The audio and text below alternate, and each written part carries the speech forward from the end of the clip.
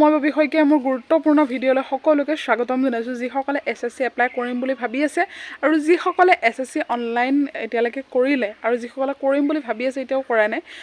জলদি কৰক যিহেতু SSC বহুত পিছলৈ থাকিলে মানে সাৰ্ভাৰটো বেয়া হৈ যায় আৰু মই কি ভুল কৰিম মই থ্ৰুতে দুটামান কথা কওঁ যেতিয়া আপোনালোকে গোটেইখিনি প্ৰচেছটো ধুনীয়াকৈ ক্লিয়াৰকৈ কৰাৰ পিছত আপোনালোকৰ আজিকালি লাইভ ফটো দিব আহে আগতে নাহিছিলে এতিয়া আহে